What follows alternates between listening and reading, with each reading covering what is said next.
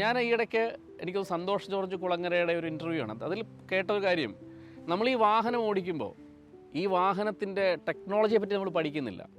ചെറിയ ചില ബുഷുകളുടെ ചെറിയ ചില നട്ട്സ് ബോൾട്ട്സിൻ്റെയൊക്കെ ബേസിലാണ് ഇതെല്ലാം ഇരിക്കുന്നത്.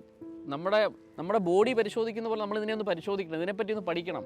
വാഹനം ഓടിക്കുന്നതിന് മുമ്പ്, ലൈസൻസ് എടുക്കുന്നതിന് മുമ്പ് എല്ലാ ചെറുപ്പക്കാരെയും ഈ വാഹനം കംപ്ലീറ്റ് അഴിച്ച് ഇതിന് ടെക്നോളജി പഠിപ്പിക്കണം. എന്നിട്ട് അവരോട് പറയണം, നീ 110 120 വേഗത്തിൽ പോകുമ്പോൾ ആ വേഗത്തിൽ പോകാൻ നിന്നെ പ്രേരിപ്പിക്കാൻ സഹായിക്കുന്നതാണ് ഈ ഒരു കുഞ്ഞു നട്ടാണ്, ഈ ചെറിയൊരു ബോൾട്ടാണ്, ഈ ചെറിയ ബുഷാണ്, അല്ലെ ബ്രേക്കിൻ്റെ ചെറിയൊരു ഒരു ഒരു ടെക്നോളജിയാണ്.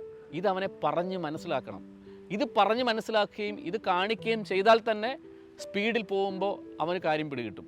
കാരണം ഇവൻ വിചാരിച്ചു വെച്ചിരിക്കുന്നത് ഈ സ്പീഡിൽ പോകുന്ന മുഴുവൻ ഇവൻ്റെ കഴിവിൽ പോകുന്നതാണെന്നാണ്. അല്ലെ, ഇവൻ്റെ വേഗത എന്ന് പറയുന്നത് ഇവൻ എന്തോ കിട്ടിയ സവിശേഷമായിട്ടുള്ള എന്തോ വലിയ കഴിവിൽ ഇത് പോകുന്നു എന്നാണ് അവൻ ധരിച്ചു വെച്ചിരിക്കുന്നത്. പക്ഷേ 2 ടയറിൽ ചെറിയ അംശമാണ് റോഡിൽ തട്ടുന്നത്. നമ്മൾ പോകുമ്പോൾ ആക്സിഡൻറ്റുകൾ ഉണ്ടാകാം. അതുകൊണ്ട് ഇനി ഒരു കാര്യം മനസ്സിലാക്കണം, ഇന്ത്യൻ ശിക്ഷാ നിയമത്തിൽ ഈ ആക്സിഡൻറ്റ് എന്ന് പറയുന്നൊരു ഒഫൻസ് അല്ല. അതാണ് അതിൻ്റെ ഏറ്റവും പ്രധാനപ്പെട്ട കാരണം.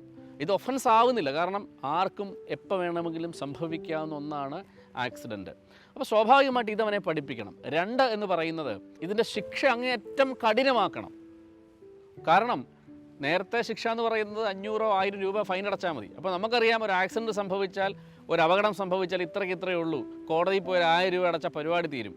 പിന്നീട് ഇപ്പോൾ അത് മാറി 5000 10,000 ആക്കി. എൻ്റെ അഭിപ്രായത്തിൽ 5000 10,000 അല്ല, ഇത്തരത്തിൽ നിയമവിരുദ്ധമായി വേഗത്തിൽ വണ്ടി ഓടിച്ച് പോകുന്നവർക്ക് ഹ്യൂജ് ഫൈൻ ഈടാക്കണം. ലൈസൻസ് ഇപ്പോൾ സസ്പെൻഡ് ചെയ്യുന്ന 6 മാസത്തേക്കാണ്. ലൈസൻസ് 1-2 വർഷത്തേക്ക് കൊടുക്കാൻ പാടില്ല. വിദേശത്തേക്ക് പോകാനുള്ള ലൈസൻസുകൾ പോലും കൊടുക്കും. ഈ രീതിയിൽ ശിക്ഷ കഠിനമാക്കണം. മറ്റൊരു കാര്യം എന്ന് പറയുന്നത്, ഈ വണ്ടി എടുത്തു കൊടുക്കുന്ന മാതാപിതാക്കൾക്ക് ഉത്തരവാദിത്വം ഉണ്ടാകുന്ന രീതിയിൽ നിയമം അമെൻഡ് ചെയ്യണം. അപ്പോൾ ഈ 3 രീതിയിൽ ഇതിൻ്റെ കൾച്ചർ ഡെവലപ്പ് ചെയ്താൽ ഒരുപക്ഷെ ആക്സിഡൻറ്റ് കുറയ്ക്കാൻ സാധിക്കുമെന്ന് ഞാൻ വിശ്വസിക്കുകയാണ്.